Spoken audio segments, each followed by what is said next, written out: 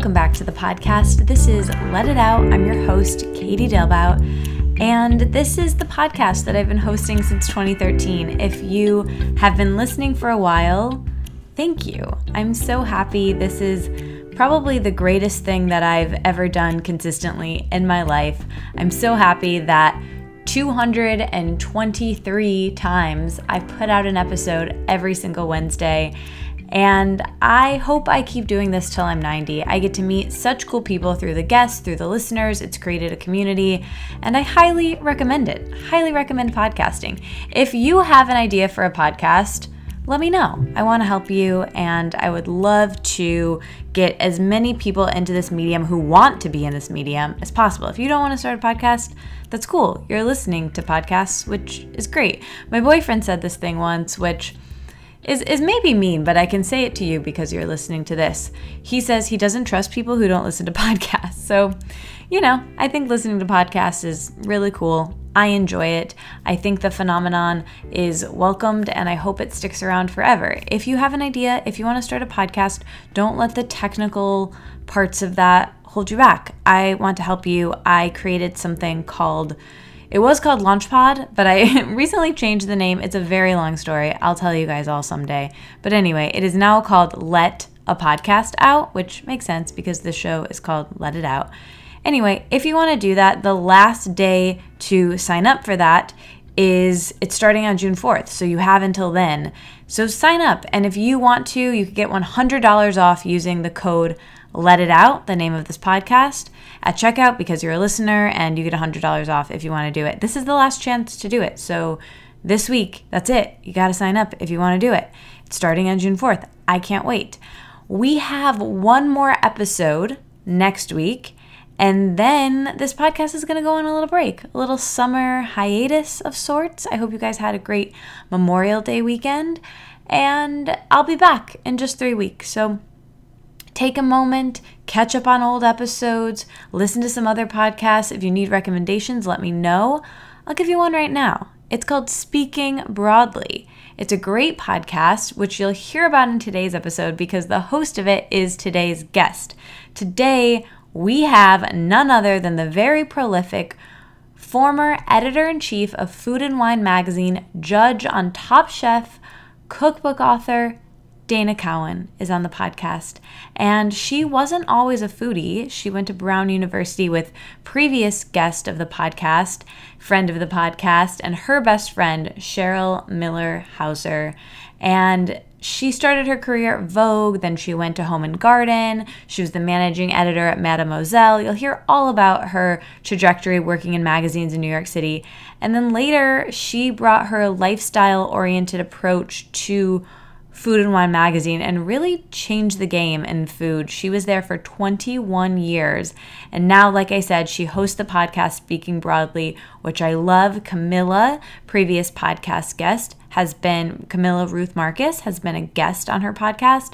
Love that episode. We'll link to it in the show notes. And now she's the chief creative officer at Dig In. If you're in New York City, you probably know Dig In. You probably love Dig In. You probably had it for dinner last night. Let's be real. Anyway, Dana is amazing, and I love this episode. I went over to her home, and we had tea, and we're just so cozy. It was such a lovely afternoon. We talked about writing, friendship, motherhood, relationships, mentorship, managing people, being a boss. We talked about, leadership, transitions, when she left her role after 21 years and what that was like for her. We talk about focus and doing one thing at a time, especially in terms of cooking. And of course, we talk about food. I love this episode. It's a long one. It's a good one. We talk about her relationship to food. It's a delight. All right, that's pretty much it for announcements. Again, if you like this show, if you want to start your own podcast, this is the last week to sign up. You're not going to have to hear me talking about Launchpod, which it was called previously, but now it's called Let Out a Podcast. You won't really hear me talk about it because it's starting on June 4th. So if you want to do it, if you know someone who wants to start a podcast, send them my way. I want to help them. I will answer any questions, regardless of if they do the program or not. Just let me know. Also, I am emceeing the Good Fest on August 11th. I'll remind you of that next week as well, but it's in Philly this year. I would love to see you guys there. I'm going to be planning a meetup for listeners in Philly, and if you're not in Philly and want to just come to the meetup, that's cool too. Details for that will be on my website, but also make sure you're on my email list because big new things coming, new website, new lots of things. So just make sure you're on the email Let It Out Letter list. We'll link to that in the show notes. And if you want $15 off a ticket for GoodFest, I have a code for you. It's Katie Dalebout 15, Katie Dalebout 15. And I'm actually going to be giving away one ticket to a listener. So make sure you follow me on Instagram. That's where that will be. More on that next week. Okay, let's get into this episode. Stick around to the end. I have a few more announcements. And if you want to support the show, share this with someone you think would like it. I'll talk to you later.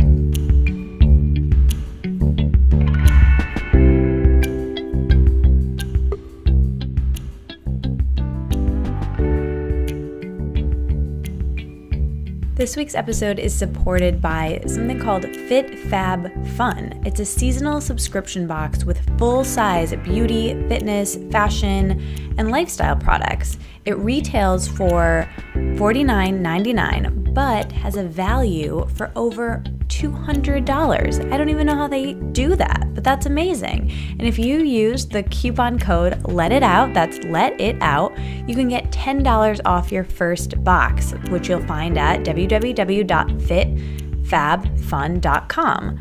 I think it's a really interesting concept. It's really cool. This Fit Fab Fun box feels like Christmas 4 times a year when it comes in the mail, and the products include everything from makeup to candles, accessories, self-care products like a massage roller, travel products, beauty finds. It's really great, and you can customize the products, add on what you want each season. It's different and it's a surprise. And the thing that I really love is the membership also includes access to Fit Fab Fun TV, which has a variety of workouts and meditations that you can do anywhere. And I love that because I love to do workout videos at home. I think it's so much fun, and I really like Fit Fab Fun, and I think you guys will too.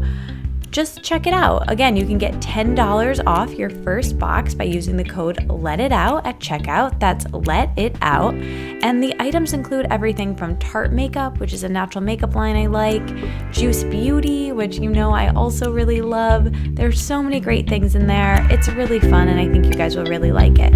Thanks, Fit Fab Fun.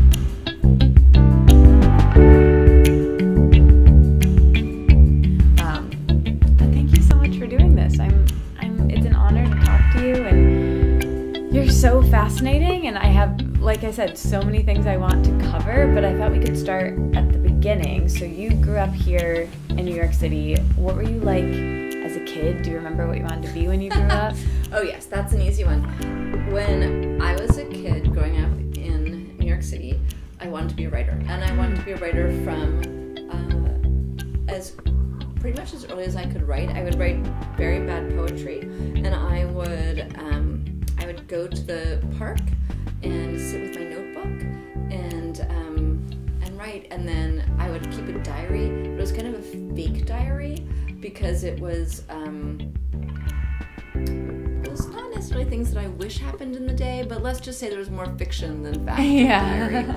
And I hid it in my bathroom, like inside a pillow.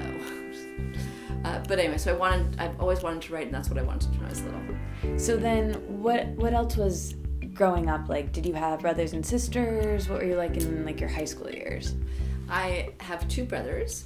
One who's just a couple of years older than I am, Andrew, and I would say we were partners in crime, but I think the crimes were usually committed against me. Like he was, he was a bit of a joker, and but also a good big brother. Like being really cute and 2 years older, he was a magnet for friends of mine.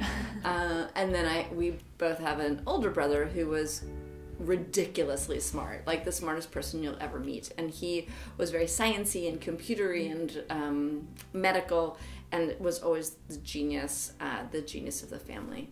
And our parents were fantastic, I think. My father was really interested in the arts, and he loved photography, and he loved antiques. So I spent a good chunk of my teen years on the weekends going around with my dad, going to thrift shops and flea markets and trying to get really good deals, trying to find the diamond in the rough. My daughter is 17 and she's about to graduate from high school tomorrow. We're going to go look for a graduation dress. Cool. My father and I went to look for a graduation dress together. It's the same school that my daughter's going to. Wow. We went to a thrift shop and found something from like the late 1800s. That was my graduation dress. And Sylvie, I think, will wear something quite different.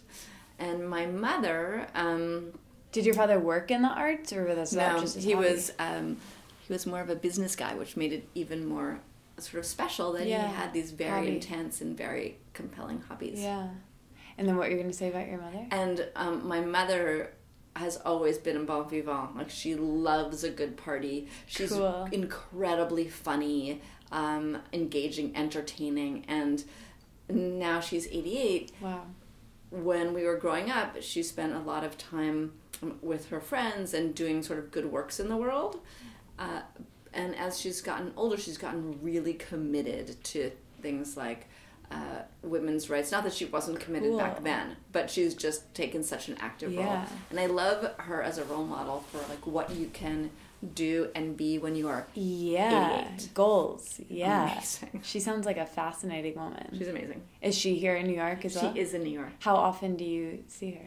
I get to see her every couple of weeks, give or take. She has a very busy schedule. Her schedule is busier than mine. Wow. So I'll say, can you make it on Sunday? And she's like, well, I'm doing these 4 other things, but if I could come to you between the 2 of them, absolutely, I'll stop by. So. That's so cool. You know what? I'm kind of fascinated right now. I feel like this is something I've been talking about with my friends recently and just people in my life, because maybe it's my age of moving from that relationship with your parents that's not necessarily fully a friendship when you're younger. That's more of like, I think I talked about this with Cheryl when she did the podcast, and I'd be curious what you think of as a child to your mother, and then as a parent to your children.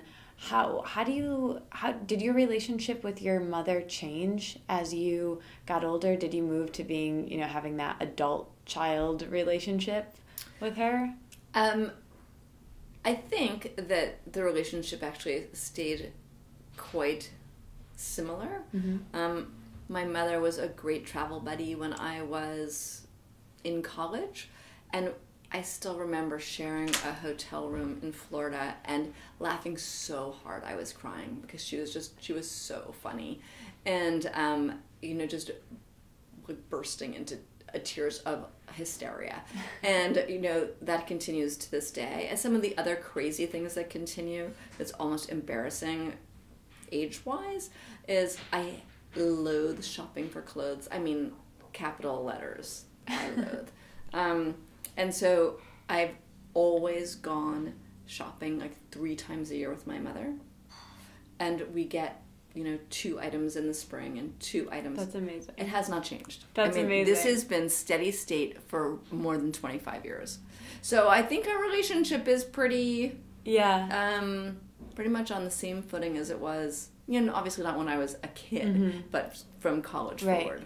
That's really funny about the clothes, because my mom just visited New York last week, and I was feeling kind of weird about it because we just spent she stayed in a hotel in Soho, and I always go and have sleepovers with her, and we shopped like the whole time, and I was having kind of this interesting thing of, don't you want to do something else, and don't you want to see New York or do whatever, and my mom lives in the Midwest, and this was it's kind of how we bond, and she wanted to do that, and she's really the only person I like shopping with, because I hate dressing rooms. I don't like even going with friends because I kind of don't want anyone's opinion, but I also need other people's opinion and validation of I'm buying the right thing, and my mom is so good for that. And so I think I'm just coming to terms with this is a way that we bond, and it is fun for us no matter what my age is. And I think you have some years, if it's anything like me and my mother, you have some years left in it, I'd say. Yeah. Because it's really like we just have a great time. It's also, I think some of the humor is because nothing ever fits me. And so we just laugh at how it looks so good on the hanger and it just doesn't look so good on me. My daughter is the exact opposite. We've actually done some 3-generation shopping. That's amazing. Everything looks great on her. Like everything. We're just proportionally different. It's so funny.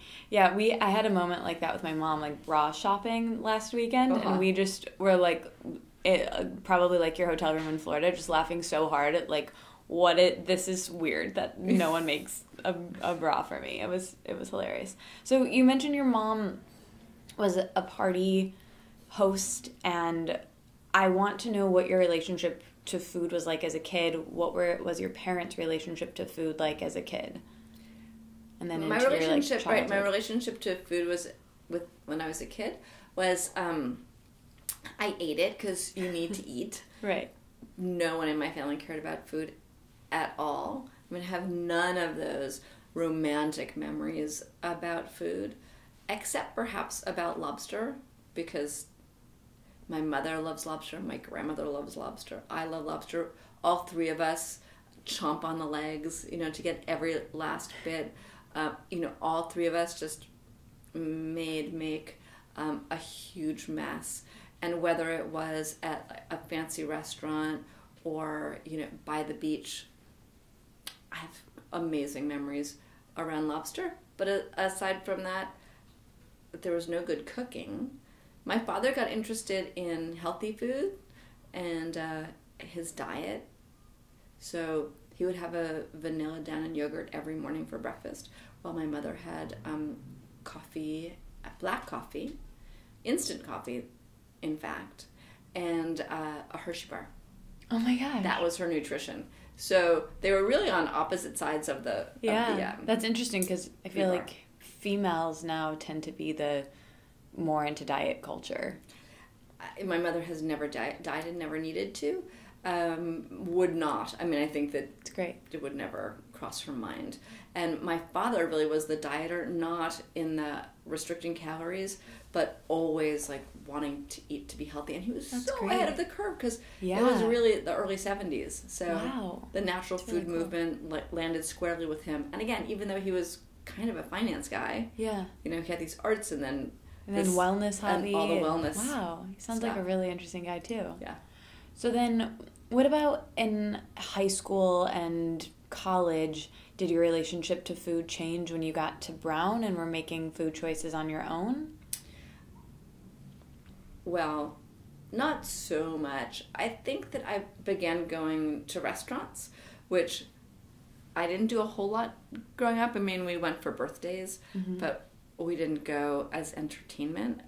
At Brown, I would go for entertainment, and there are a couple of places that I would often go back to.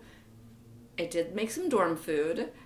My friend Juliet and we would make beef fondue in the 4-burner stove in the dorm. She has Swiss parents, or a Swiss parent, and so she taught me how to do it. So that was and I knew how to make rice because that was one thing I learned growing up, and that was it. We did that. And I would just marvel. I had boyfriends and friends who would cook entire meals. I'm like, how did you even learn to do that? Like, where does that come from? And I just had no exposure to that because no one in my family cooked. So college was not the big food reveal. So let's talk about college a bit. I know that I think you met Cheryl, your dear friend, at Brown. How did you guys meet? Do you remember meeting her? Cheryl's current husband, then boyfriend, Victor. We heard all about him and how they met in her episode. Sweet. We'll put his link in the show notes. So Cheryl's husband, Victor, was friends with my roommate, Laura. Okay. And I lived with the same roommate for 3 of the 4 years and got to know Cheryl that way. But we really became friends when we moved to New York City. We bumped into each other on the street. Wow. And began, just having dinner. Cheryl adopted me because by that time she was settled and, had a real apartment, and she had a real kitchen, and she would cook, which she really doesn't do anymore, so that's sort of funny. Some of the things that I cook today are still things that Cheryl made. Cheryl makes a great salad. She makes a big salad. She's such a she's a grass-eating animal. She just eats so much lettuce. I think she mentioned that salad on my podcast. Because she doesn't really cook much else. But yes, so the salad and chopped apples and nuts. And that became my go-to salad. So, yeah. I'd love to talk about female friendship a little bit. We'll take an intermission from your story. You two seem close and you have such a great relationship. How has friendship with Cheryl and beyond evolved, and what is maybe your greatest lesson on friendship as an adult and as a woman? My friendship with Cheryl is one of the most inspiring things in my life, I have to say, because she is, as a person, she's so generous. She, in having so much of her generosity in my life, I really want to emulate that. She'll sometimes say, you really can't, usually if I'm saying something snarky to my husband, she's like, you can't say that. That's, just, you have to be nice. And she just has no not nice instincts. And I have some. And she brings, if I can live up to the Cheryl standard, I'm being the best person that I can possibly be. And we exchange ideas without any sort of sensitivities to, will that hurt someone's feelings, because the foundation is so strong. So Cheryl edited every single word of a cookbook that I wrote, the head notes. And she would write back, obviously, I would email her a draft or something, and she would email back and say, this is great, but, and then she would shred it. And I was grateful for being shredded. She put so much time and energy. Yeah. Who do you know? I mean, do you have a friend who would put that much time just because they love you? It was amazing. Yeah. To have that depth of help, and it's very equitable. Some months I could have an obsession that's something that's really troubling me, and we'll spend every single time we get together talking about this thing that I absolutely cannot figure out for myself. And then the next 3 months or 4 weeks or 2 weeks or whatever, there's something that Cheryl's working on. And not to say that we can't work things out at the same time. Yeah. But there's just this fluidity yeah. To the friendship, because we know it's forever. So if you take up, too much time, in one sitting, over time, it all evens out, and no one is leaving that conversation saying, oh my God, that was such a bore, or I didn't get to talk about me, or there's sort of a selflessness to it all. Yeah, I know exactly what you mean. I'm lucky as well to have a friend like that. Several, but I think it is, and I want to know what you think about this too. I think sometimes to have that level of, I guess, best friend, I would call it, it would be exhausting almost to share at that level, or have that closeness with several people, because then you kind of have to go that deep with a bunch of people, and I don't have time to do that. But I know exactly what you mean about one person. You can't both be down. Sometimes one person's up and one person's down, and it just kind of ebbs and flows. And it's the trust of knowing you're okay and knowing you can be vulnerable. And I think the more that I'm vulnerable with my friends, the more I give them the space to be vulnerable back to me. And I think that's something that I'm learning. And I think that happens in romantic relationships too, especially at the beginning. But I'm so grateful for my female friendships to not have to put all of that in with my boyfriend, or, to have other places where my anxieties can go. I agree. It's nice to have someone who, can share / take the burden, and it allows you to moderate your expectations, in other parts of your life. I think that the other thing that's really essential is that you trust the person's point of view. When the example I gave is with my book, I knew that whatever she was saying really was right. Yeah. And I don't know how many people in this entire universe, truly every single thing that they say, I'm like, yeah, I totally agree with you. Or where just having their voice in the back of my head is like, I know that Cheryl would say this, and partly because it's what I would say myself, like we're really, we're not the same people at all, but we approach life in so much the same way that it's very sort of reassuring, but also allows you to trust their opinion. Yeah, and you know each other well enough. I feel like she was so helpful and useful in that role with your book, probably because she knows you and what you wanted to convey. No, she was really great with that book because she's a really great storyteller, and I am not in writing. And she just looked at it, read it, and was like, no, you really need to, like, the story's not coming through. It's true that she knows me very well, but in fact, that was not the thing that was unlocked in the book process. I think it's so magical. My favorite thing about New York is running into people on the street. Whenever it happens, I'm just like, I can't believe it. I still, like, get butterflies because I think it's so amazing. So that's so cool that you guys ran into each other on the street. Did you always know you wanted to come back to New York after college? Yes, it never occurred to me that I would go anywhere but New York. Yeah.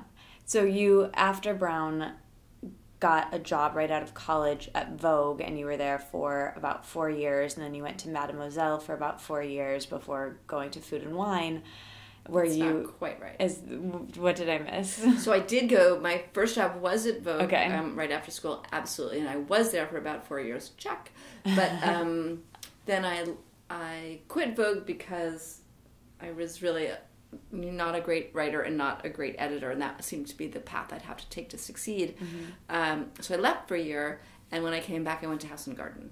Okay. And I loved House and Garden because I love houses. I don't have such an opinion about gardens, but I love houses. And so I did that for 4 years. So the 4 years part was right. And then I went to Mademoiselle for a year after House and Garden folded. So you're working in magazines.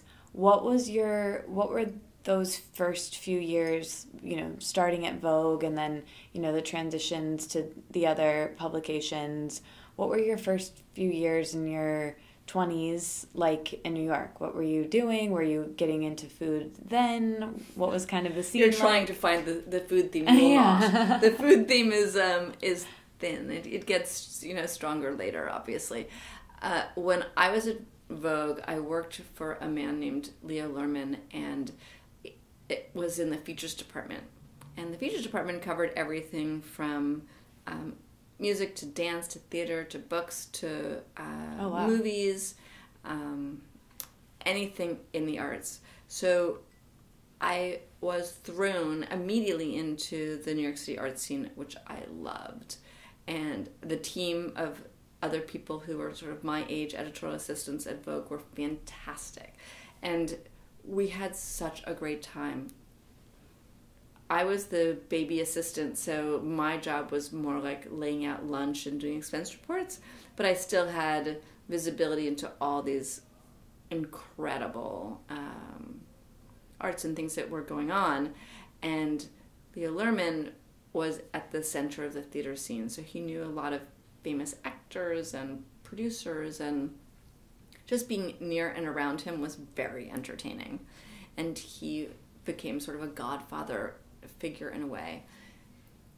I really wanted to write, and eventually that became a struggle because I wasn't great at it. Is that what you studied at Brown? Not technically. Technically, I was a poli-sci major, but I spent my whole time at Brown writing because that is all I wanted to do. Yeah, and since you were a kid. Since I was a kid. And Brown, of course, allows you to choose your way. So I did a ton of writing and then a little poli-sci and then a little other stuff.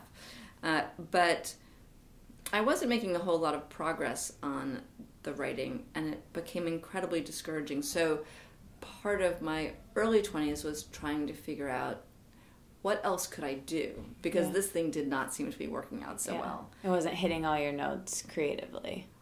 well, no, I just wasn't good at it. It wasn't like it wasn't about the creativity so much as that sort of cracked dream that I had always wanted to do this one thing, and then that didn't turn out to actually be the path. And so it was really hard. So I quit. Well, I quit Vogue, and yet was drawn back into magazines to tell stories, not as the writer, but to produce them. And that was the beginning of like all the things that bring me joy. When I was at House and Garden, I did a couple of stories that actually never saw the light of day. One was on house robots, which was in 1988 or so. Wow. So it was a long time ago. It was very much before the Roomba revolution. But it never did see the light of day, but I loved putting it together. I loved doing the research. I researched all types of collectibles and loved writing about collectibles. It was so much fun. And, I shifted the focus of what I was doing on my weekends to going to flea markets just as I had with my father. And this time looking for things that I could feature in House and Garden. And it was a great way to spend my time. And then House and Garden folded, and I had been promoted from the second lowest job to the second highest job. Wow. And so I was managing editor, and I was like, I am so ready to be editor-in-chief. That took a little while longer. So I went to Mademoiselle, which is a great lesson in not going someplace where you're not interested in the topic, because it was It States and Boys, and I really didn't care. It was writing about teenagers, and I feel like I was never the teenager that the magazine focused on. Mm-hmm. I wasn't a hugely insecure. I mean, I had a normal level of insecurity, but I wasn't hugely insecure. I wasn't all about boys. Yeah. I didn't care about beauty at all. Fashion was, not so much my interest. And so as one of the top 3 jobs there, because I had a couple of different ones, I wasn't really great at shaping that conversation, because it wasn't really at the heart of what mattered to me. And so I got really lucky and got this job at Food and Wine. So you go to Food and Wine, and that's the first time you're an editor-in-chief? Yes. Mm-hmm. Yeah, that was my first opportunity to be editor-in-chief. When I went there, I went as, what was the title? I guess executive editor. Mm-hmm. And the idea was that I would go and I would shape the content, and the editor-in-chief would stay, and she would sort of move on to the more helping sell the magazine. She would go on the ad sales side, and it turned out that once I got there, she didn't really like that arrangement very much.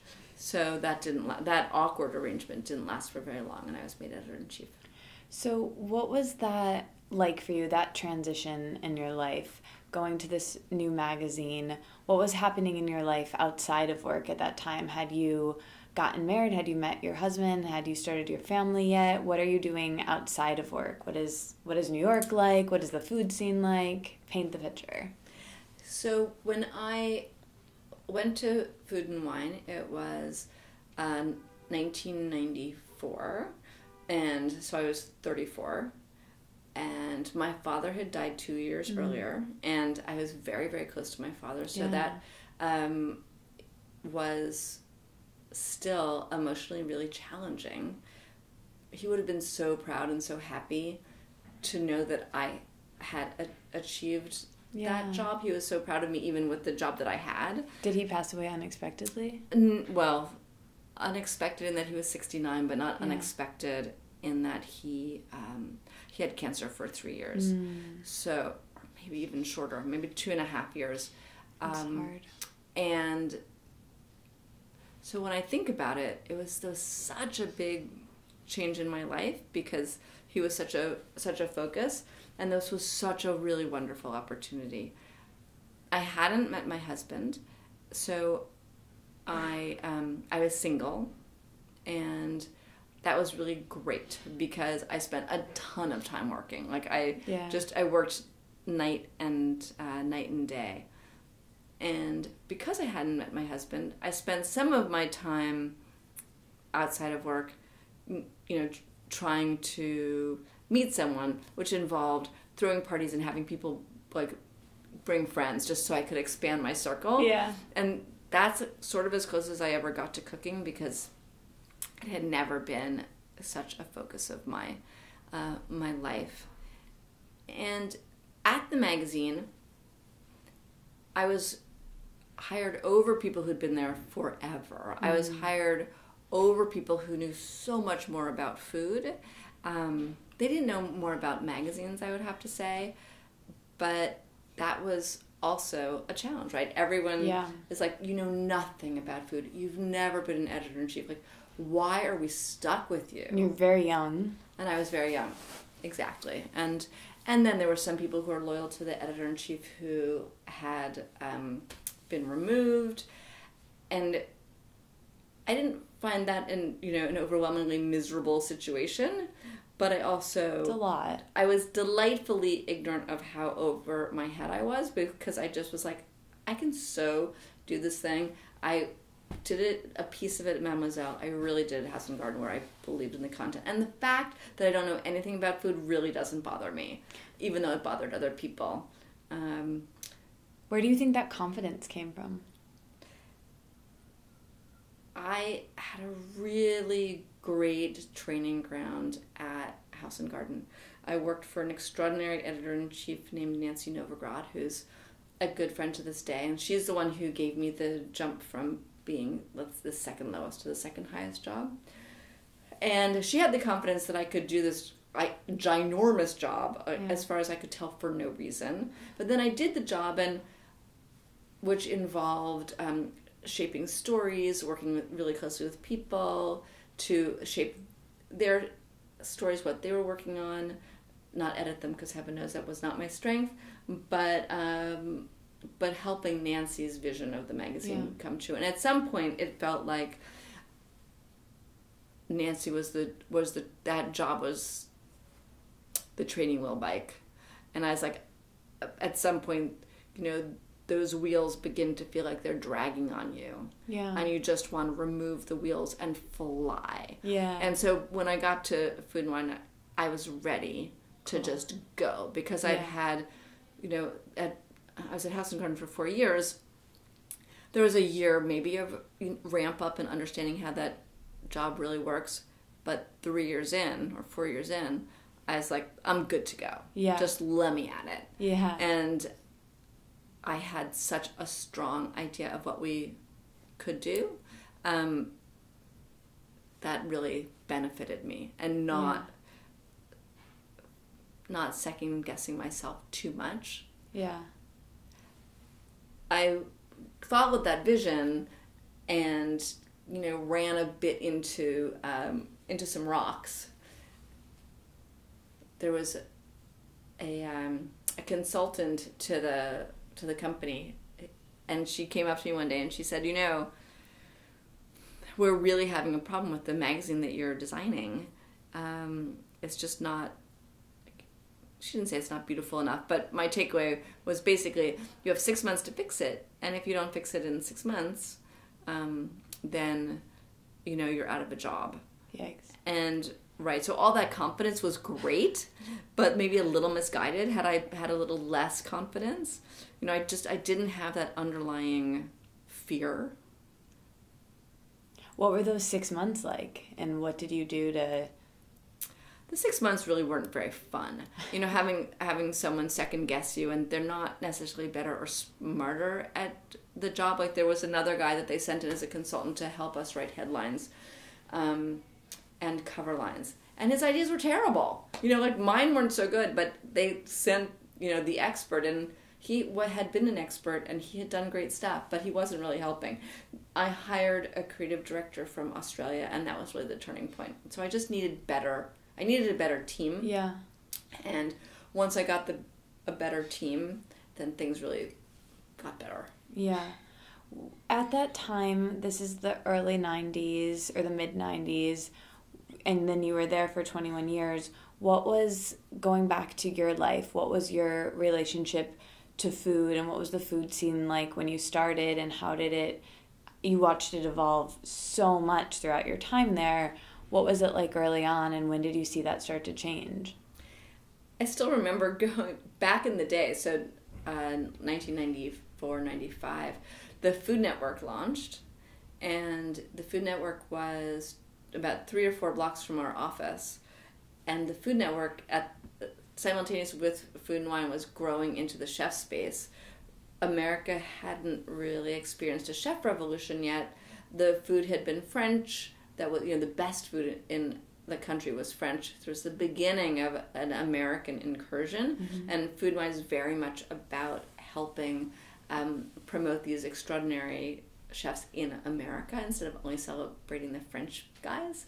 And cooking had been mostly left to women cooks, and Food and Wine was very much about equally men and women and appreciating wine, like a beverage as a great part of the meal. And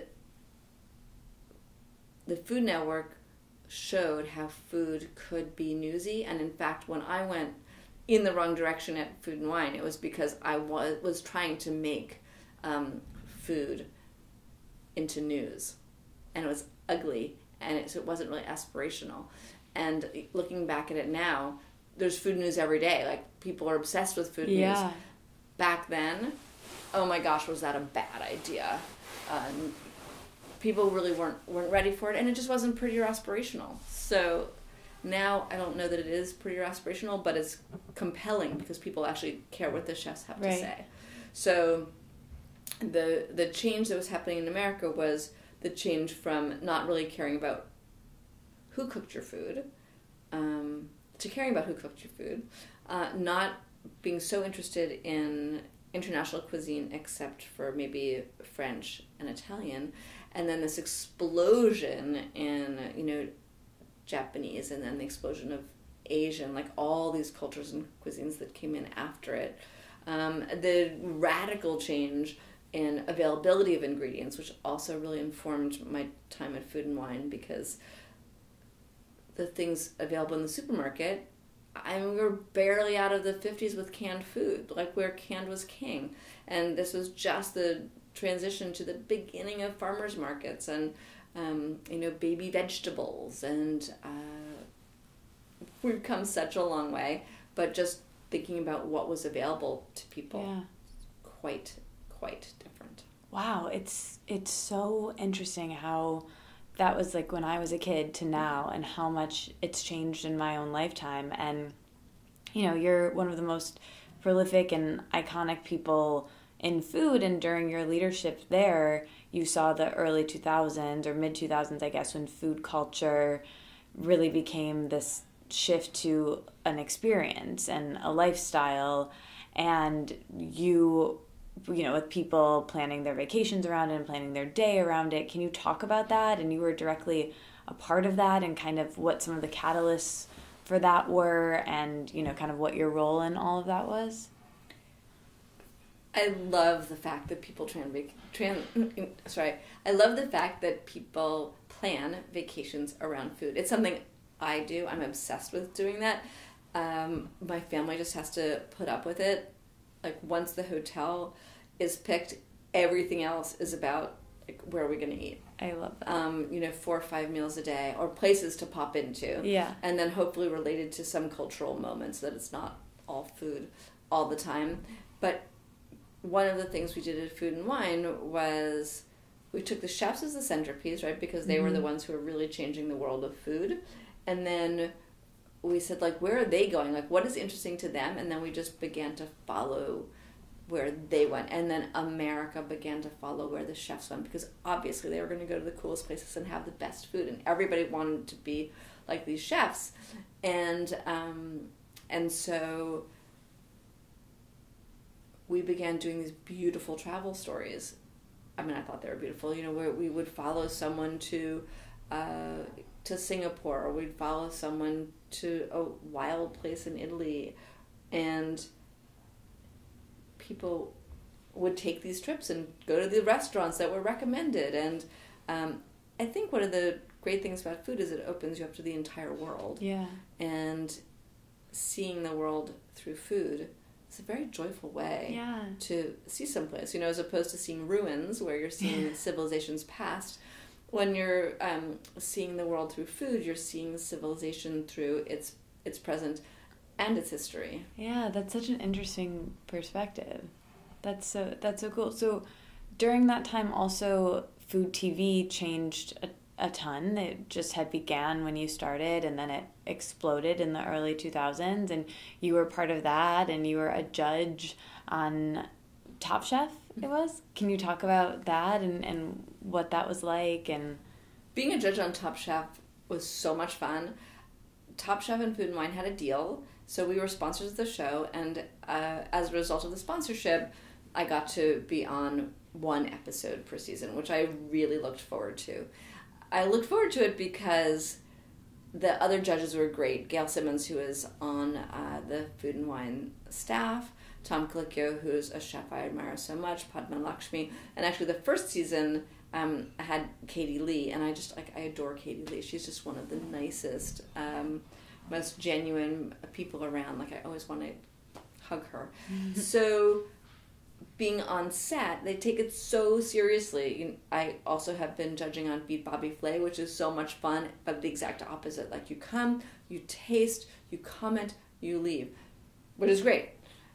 Top Chef, you travel somewhere, you get in a zone, you're more part of the process. And I just really enjoyed the challenges. I enjoyed meeting the chefs. I enjoyed being with the judges. I enjoyed being in crazy locations, some less crazy.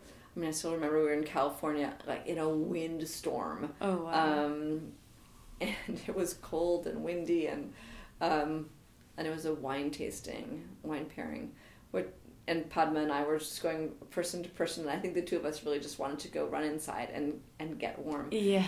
But being on the show and seeing how seriously they take every single decision, none of the decisions are made lightly.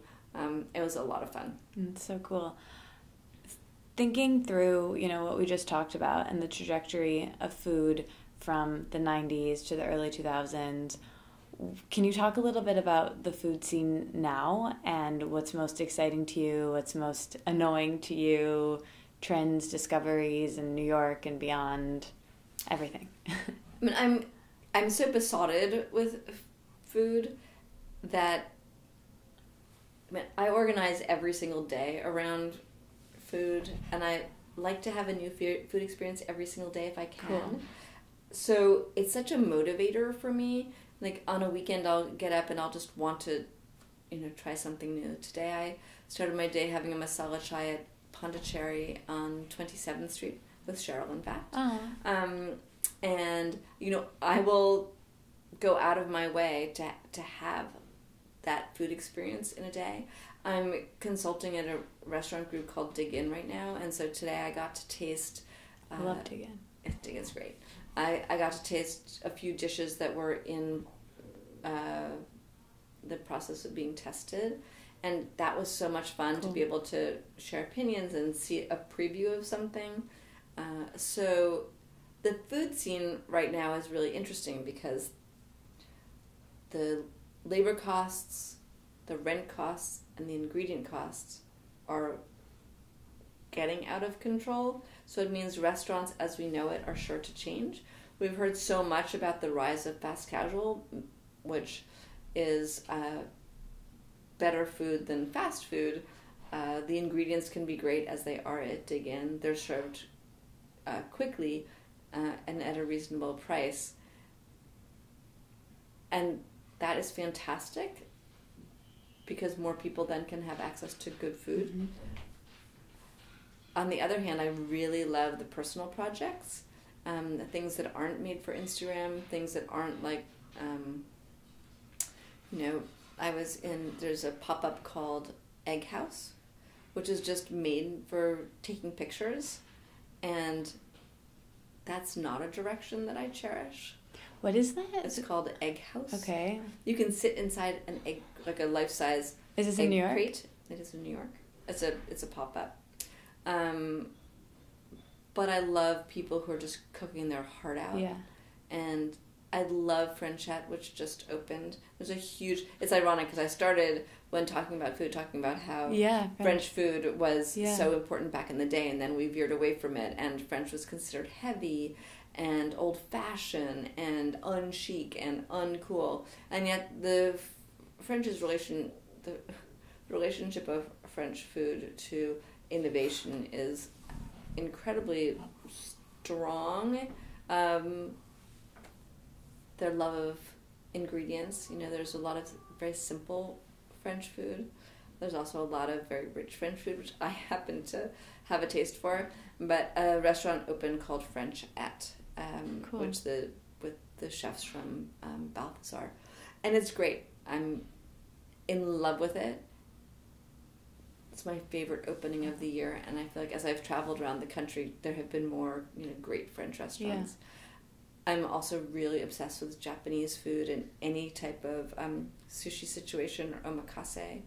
I'm obsessed with fermentation and these chefs in California who were at Bar Chartine, and now they've opened Duna, which is so personal. It's Hungarian crossed with Northern European crossed with Japanese, and they make so many of their own ingredients because they ferment them, and it's a laboratory, but the food is delicious. So I feel like we're at an extraordinary moment because everywhere along the food chain, the food is interesting. Yeah. So whether it is a super high-end tasting menu like at Momofuku Co., although I think now you can order a la carte, that's exceptional. But these sort of fast casual, some of them are doing exceptional food. It's the mid-range, it's the everyday restaurants that I kind of worry about. Mm. I usually ask this at the end in the quick fires, and maybe I still will, but I will take an intermission to ask it now. What's the best meal you've eaten in the last week? Ooh, the last week. Well, I was at Frenchette on Monday, and it was fantastic. I had duck with French fries, and the French fries were just beyond compare. I don't like the thin, crispy, crunchy French fry. I like a really potatoey French fry, but they need to be completely cooked through, and they need to be real potatoes, and it needs to be, not something that was, of course, frozen and then reheated. And these French fries are the herb. They are the perfect French fry. Ooh. They're really, really, really, really great. I'm so excited to go there and now I want French fries. I want to talk about food a bit more later, but let's go back to your time in this huge leadership role at Food and Wine. I'd love to hear you speak about what you learned about being a good manager. You mentioned how great your team was and how that kind of evolved.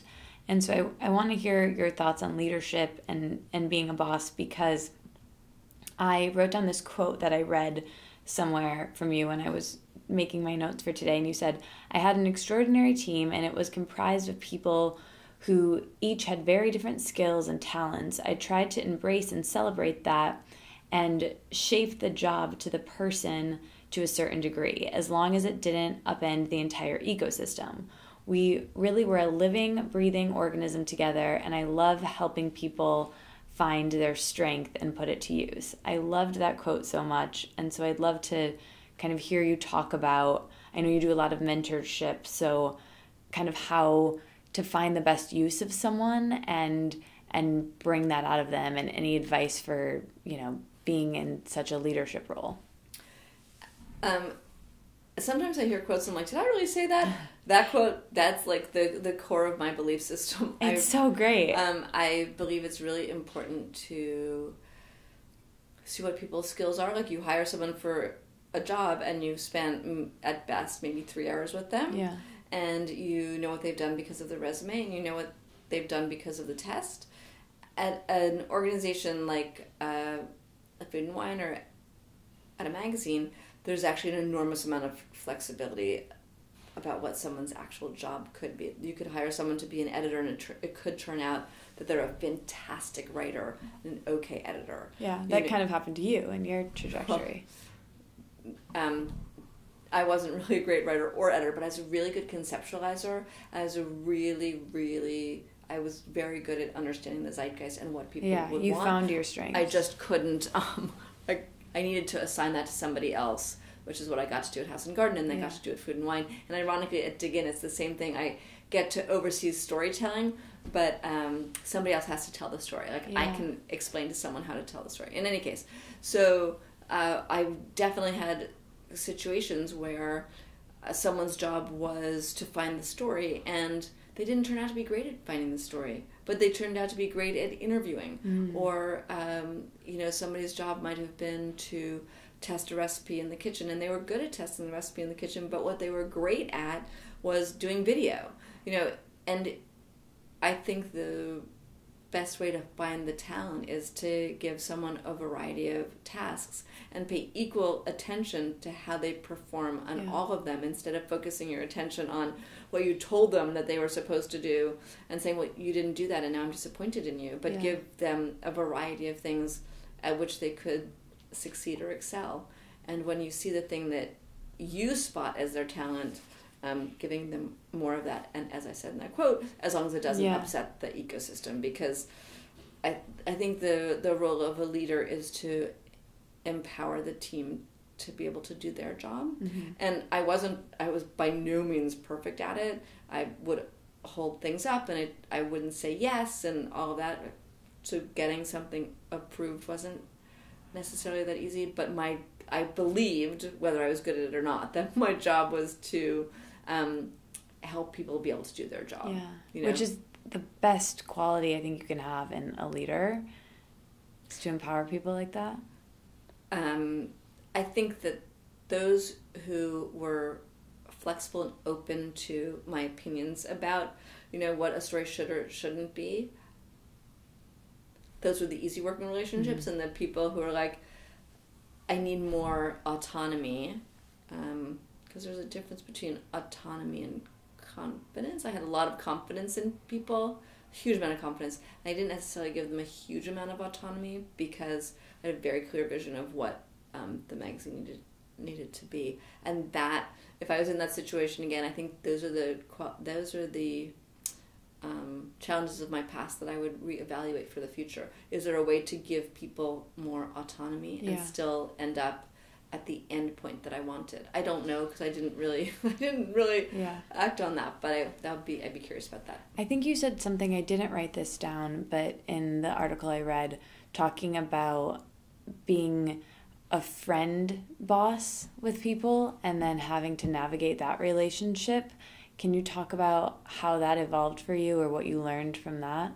So I've had different variations on the friend boss theme. When I first got to Food and Wine and I was so young, I was a friend boss because they were older or around my age, and I just wanted to be buddies with everybody. I wanted to get along, and I wanted to be well liked. I sort of wanted to be liked, yes, but I also wanted to be respected, and I felt like the way to earn respect was to sort of befriend people. Yeah. But I don't actually think that that's the best baseline to set. I think it would have been a better baseline to say, I'm your boss, I'm telling you what to do, and over time a relationship can grow. And I had the opportunity, because I was there for so long, to start out one way as the boss friend, like, we're friends, oh yeah, and I'm also your boss, to switch it to be, I'm your boss,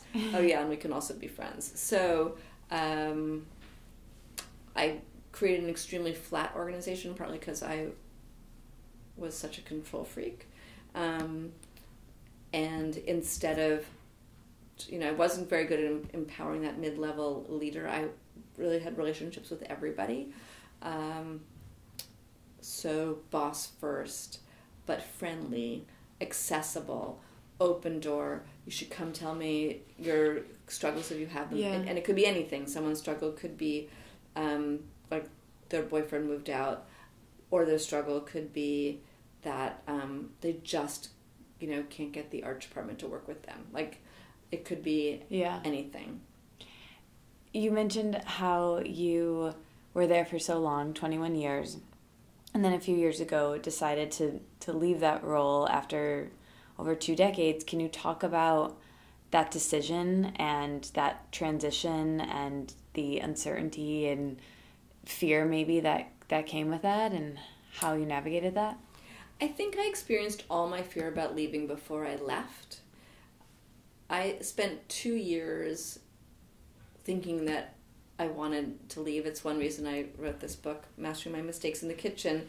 I wanted to write this book and then find a new career. It's like, oh my gosh, I'm going to be the Mastering My Mistake expert. Yeah. And this is going to be my launching pad, and it's going to be so incredible, and it's all going to be perfect from here. And I will build my new career as And you wrote that while you were still... at Food and Wine, right?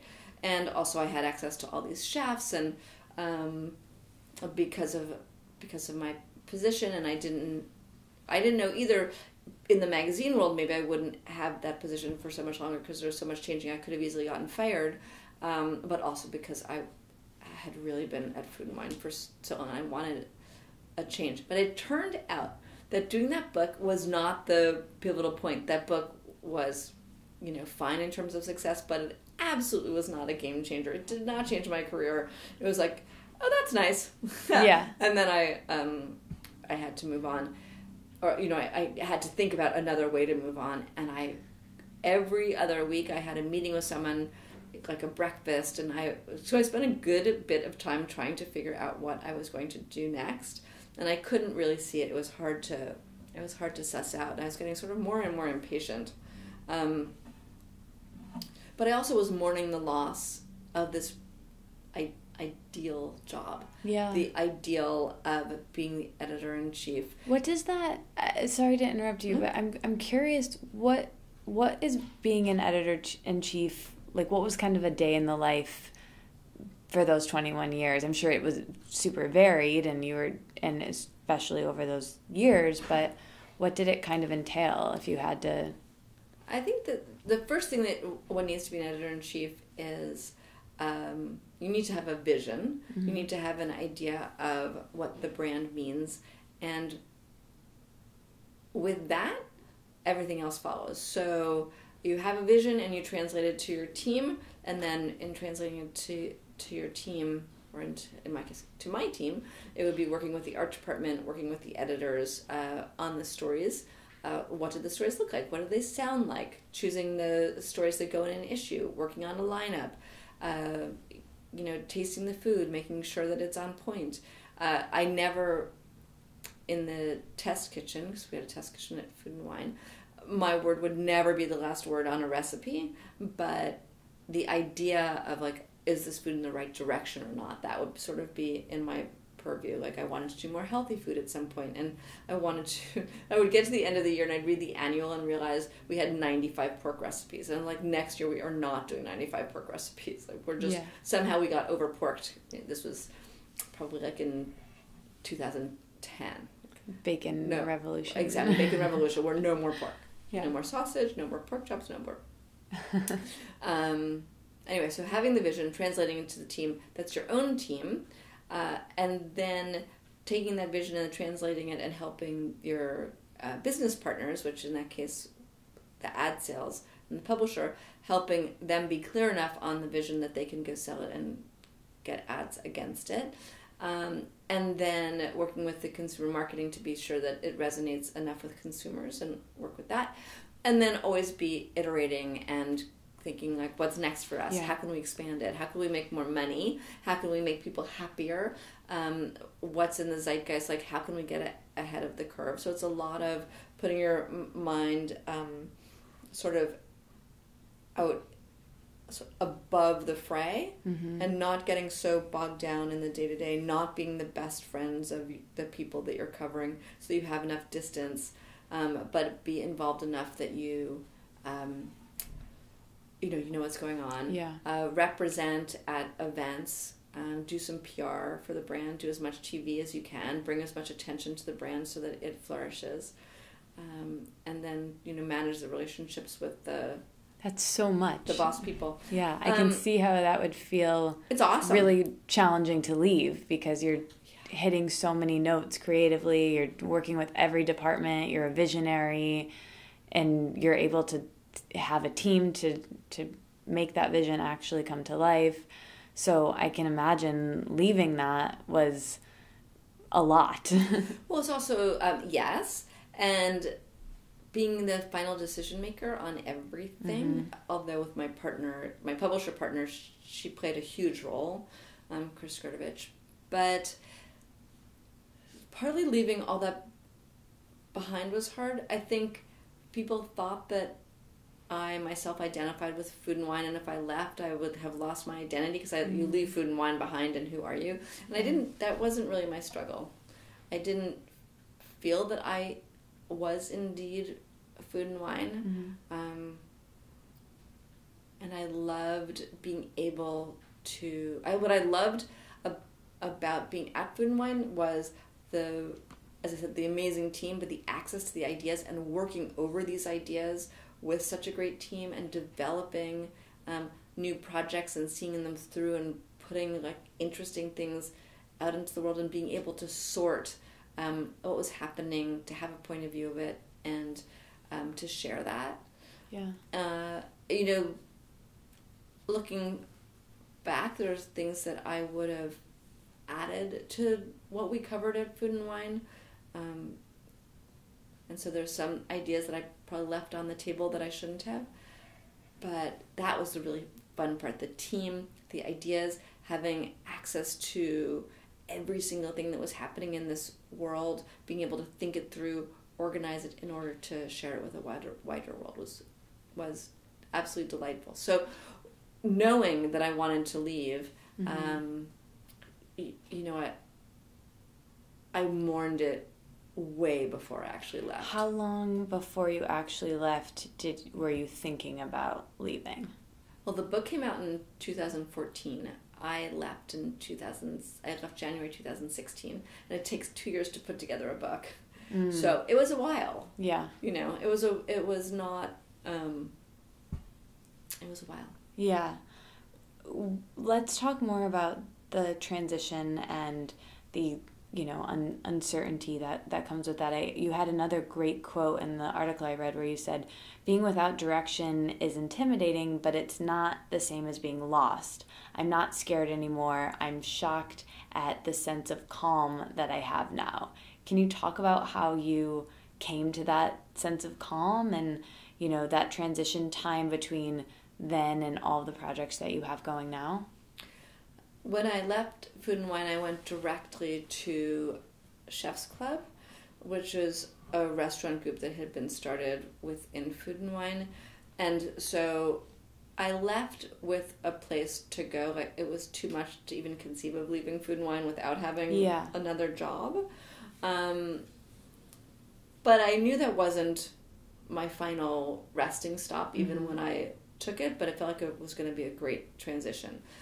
That job had many challenges, but the thing I had always been afraid of, and I say always, when I say always, I really mean always. I mean since I was 24 or probably 26 and left Vogue, I was always afraid of not having a job. Always. I was like, what would I do? I'm such I derive so much pleasure from working every day, and though Food and Wine itself wasn't my identity, working was my identity. And the idea of not working, of being at a cocktail party and someone says, so what do you do? And you're like, I don't do anything. That popped in my mind, but what I was really afraid of was, how was I going to spend my time? This is so leaving Chef's Club, because I went to Chef's Club for a year, then I left. How was I going to spend my time? How was I going to wake up and not just stay in bed and never leave? How was I not going to be the the yoga pant person who just sat around? And because if you have no job, nothing can take up your time very easily, right? And I didn't I just thought I'd be depressed. I thought, and I'd had a fear of that since I was 26, a motivating fear of mine. And the most amazing thing happened, which was when I left Chef's Club, and as I said, it wasn't a good fit, so leaving was not hard. And I was over the heartache of, like the food, night, wine heartache had been so much earlier, so I was quite freed. Yeah. The thing that truly astonished me was how I treated not having a job like having a job. And so instead of waking up depressed and like, I can't believe I don't have a job, I woke up and I was like, okay, today I'm going to do 4 amazing things. Cool. I know what those 4 amazing things are going to be. Like, I'm going to have this amazing meeting with so-and-so. And then I'm going to talk to this person because they really need help fleshing out their ideas. And then I'm going to, like, go all the way to, like, pick a place because I hear they have, a great pretzel. And then I'm going to come home and spend time with my daughter. And so, in fact, my time became filled with things that were really a pleasure. And every morning when I woke up, I would wake up and before even opening my eyes and even getting out of bed, I would say, like, what are the 4 amazing things that I'm going to do today? So and like just go through the checklist of, oh my gosh, that's going to be amazing, and that's going to be amazing, and that's going to be amazing. And there was nothing in any day that I had after I left. I mean, it's actually true. That's like, is that true? Is that sort of too Pollyanna positive-ish? But truly, when it's your own schedule, every day can be filled with something that brings you joy. Yeah. I allowed myself to have no direction. So instead of saying, you need to find a job, I said to myself, I may need to find a job. I gave myself a year to figure out how I could make some money, and what my real passion was. Was there a project that I wanted to invest my time in? And so my mother kept saying to me, you really should put a time frame on this. Like, what are you doing?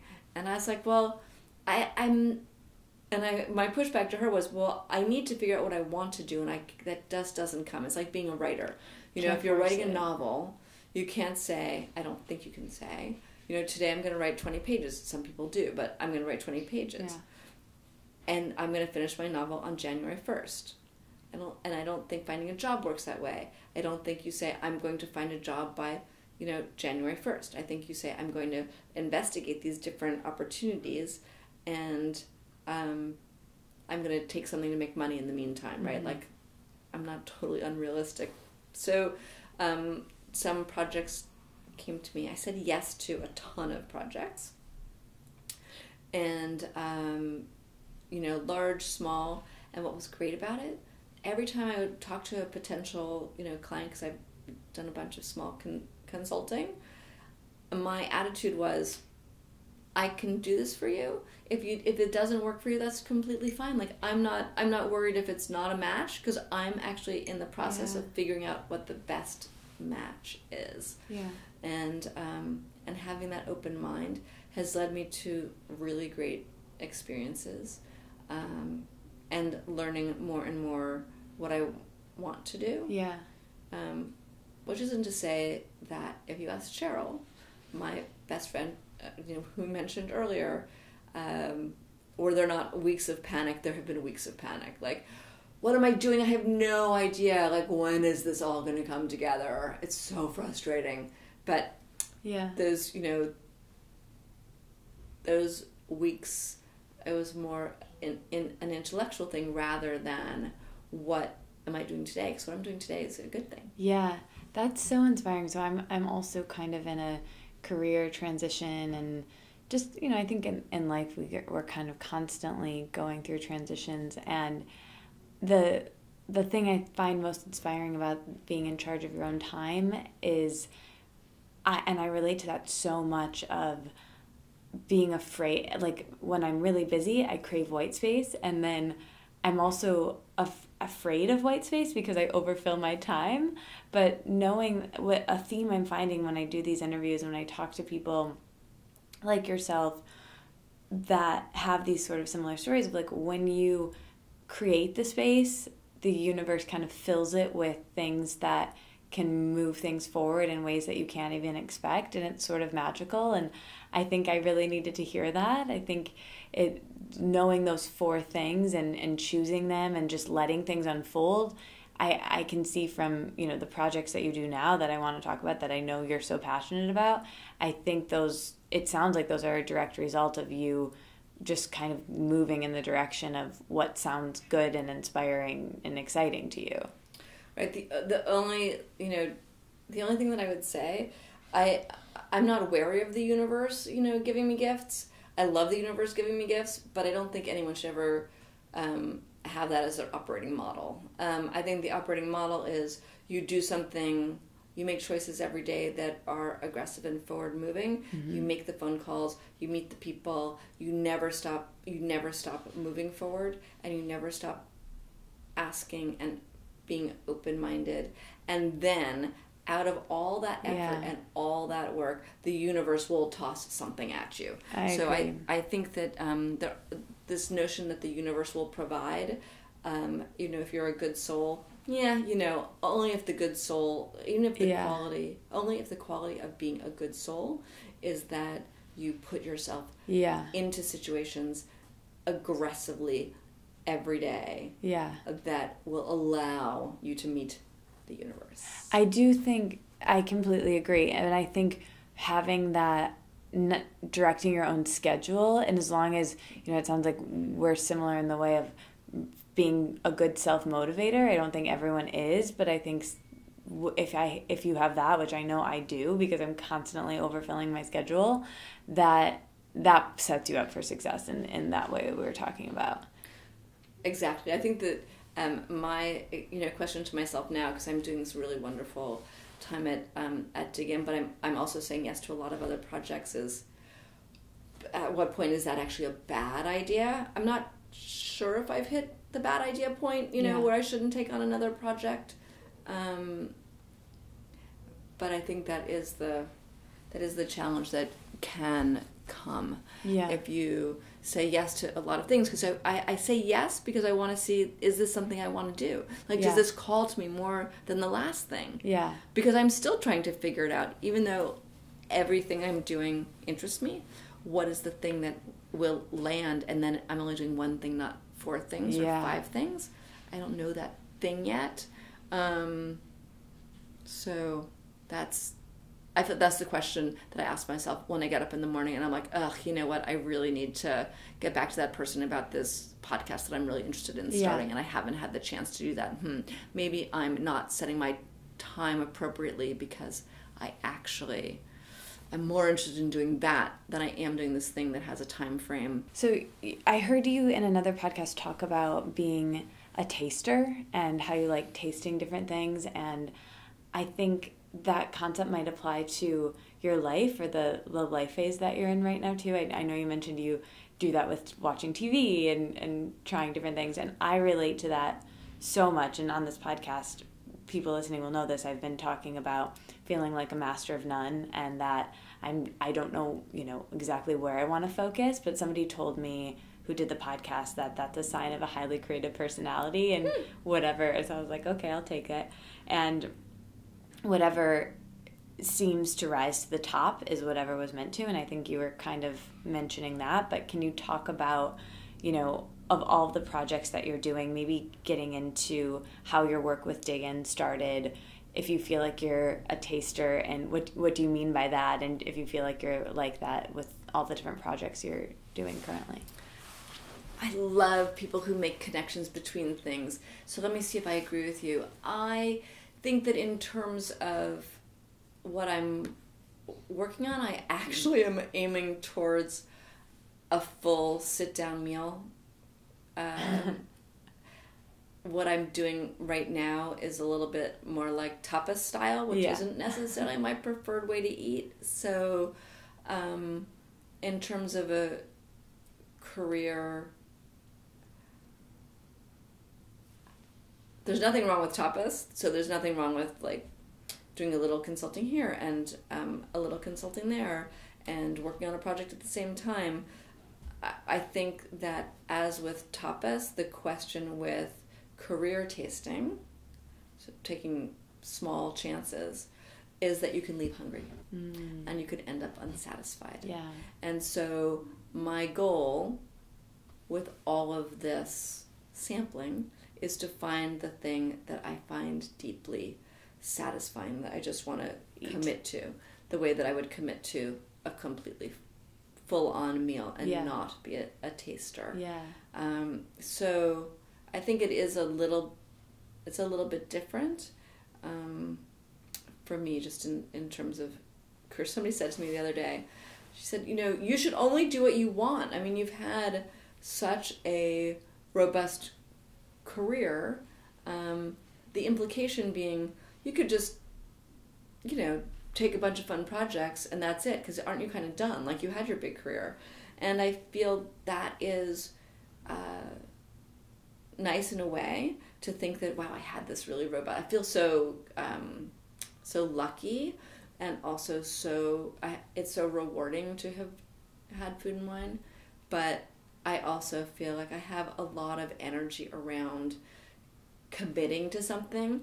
I don't know what that is. So like a big fried chicken meal, like I'm ready for it. Yeah. Well, let's speak of one of your projects, your amazing podcast, Speaking Broadly, where you highlight women in and around food and different aspects of the food world. Why did you choose podcasting as one medium to focus on? And I'd love your thoughts on the popularity of podcasting and, your favorite parts of hosting one, and advice or lessons that you have there.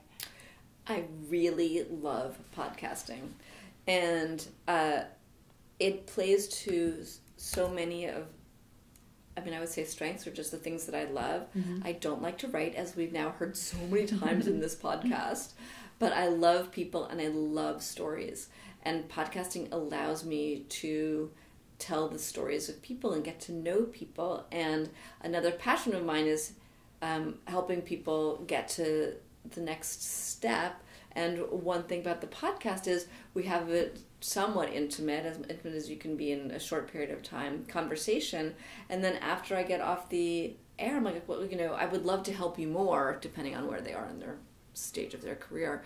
I find it so, I'll use the word rewarding again, I find it so rewarding to share people's stories, and particularly stories of people whose stories might not be out there already. I'm less interested in people who are already famous, or whose stories have been told so many times that it's very hard to get something new from them. I love the auditory quality. I love the possibility of just sort of lulling, being in the background of someone's mind as they're doing something. I love that part of how podcasting is experienced by those who love podcasts. I love Heritage Radio Network, which is the home for Speaking Broadly. They are listener-supported all-food radio. The person who runs it is brilliant, and I love being part of the family of Heritage, because the hosts are fantastic, and the mission of Heritage is fabulous. And so it's finding like a little bit of an editorial home there. I love playing any kind of role with them that I can, and I love being able to share an editorial, what I would call like an editorial point of view about who the guest is, what the topic is.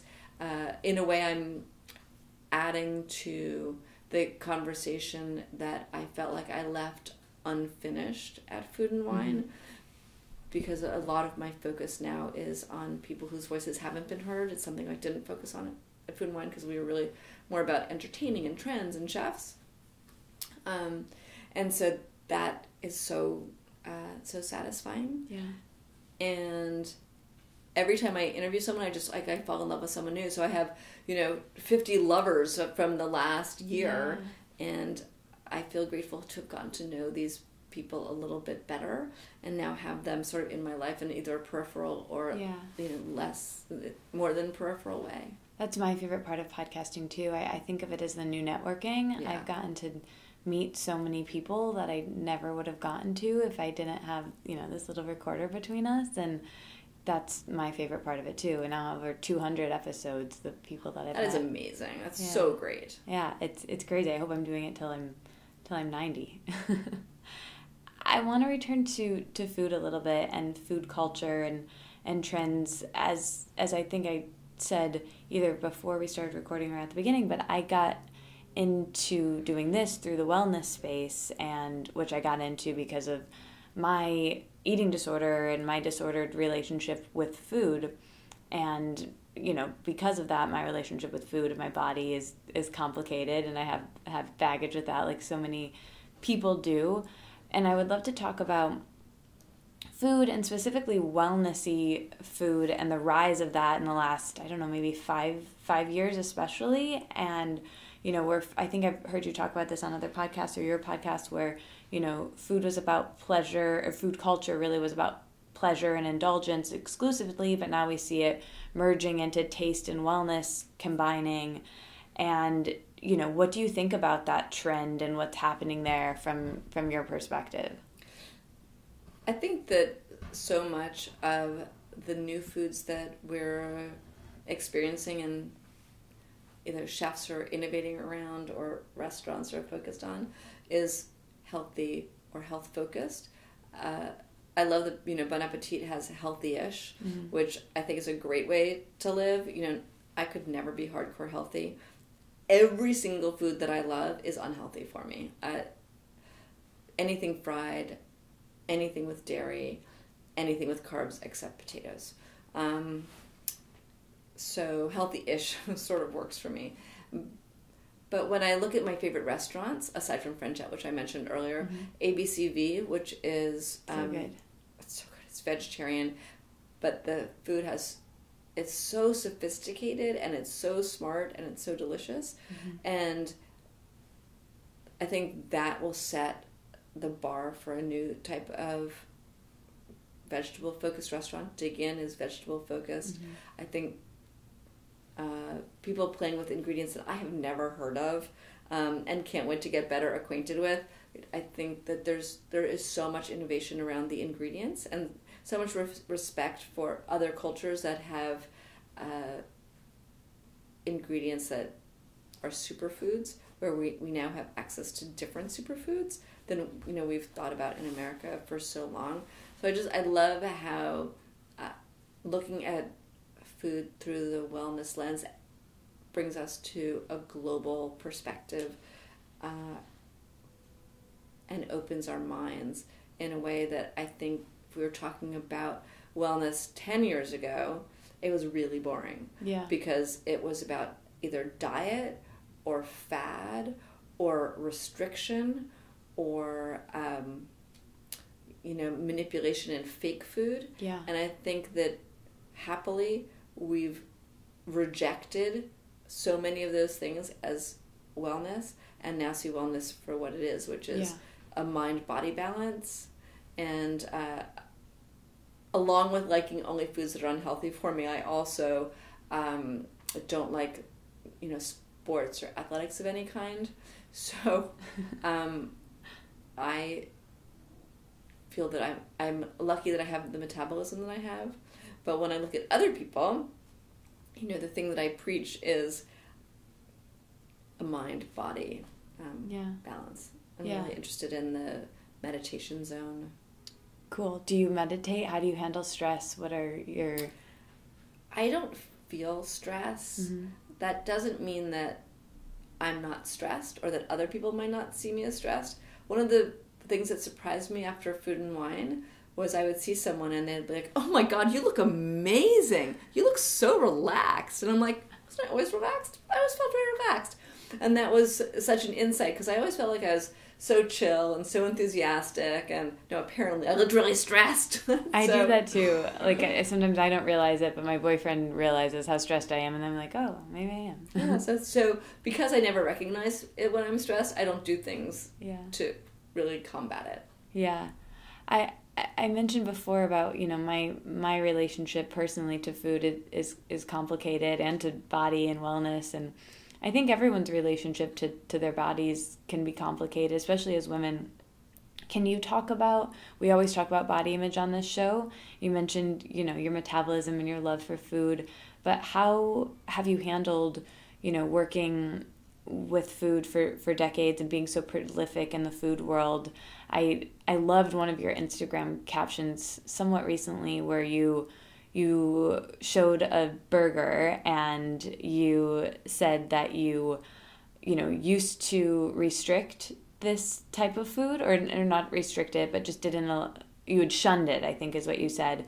And then you said that, you realized the importance of pleasure. And I found that, moving to New York and, following different people and your work in particular has really helped me with my relationship to food and my body. And, we have so few sensory pleasures in this world. To deny ourselves them, I think, is so silly. So how have you navigated all of that? I feel like that wasn't a very articulate question, but I'd love for you to just kind of like spew on that. When I was at Food and Wine, I was actually much more disciplined.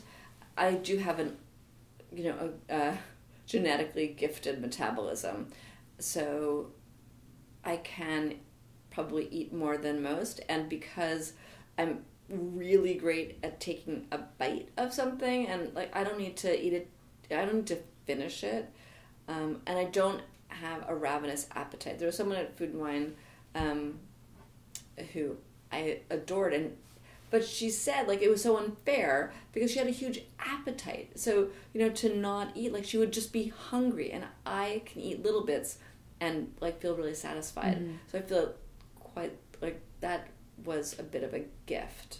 But I was saying when I was at Food and Wine, because I was eating all the time, I really was very conscious of, eat half of something, take a bite, don't go crazy, because you really are going to be eating the next 5 days food from the test kitchen. And so somehow, my time after Food and Wine, I have been less disciplined, which I find frustrating. The other night, I was at an event and I had, I tend not to eat a ton of chips because I look at them and I'm like, you're not really good for me, so I don't want you. And like they were just talking to me and they're like, eat me. I'm like, okay. And, I ate a bunch of tortilla chips, like, yuck, why? And then churros, usually very easy for me to say, like, that's all grease. Like, don't touch that. Like, that's not really worth it. Like, I ate that. I'm like, what happened to my discipline? I've let down my guard. It hasn't really materially changed anything, which is an interesting thing to note.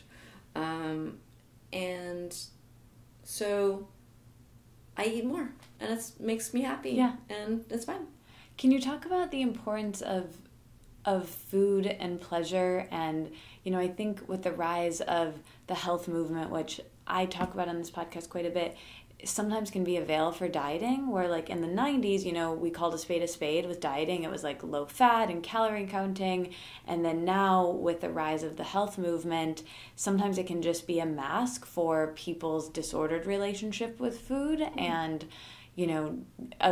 a more trendy way to say you're dieting, because dieting is so uncool, but being, into wellness, but really people are restricting, in which, I don't believe that dieting is sustainable or good for us. And I think we, pleasure with food is so important. And, the rise of eating disorders.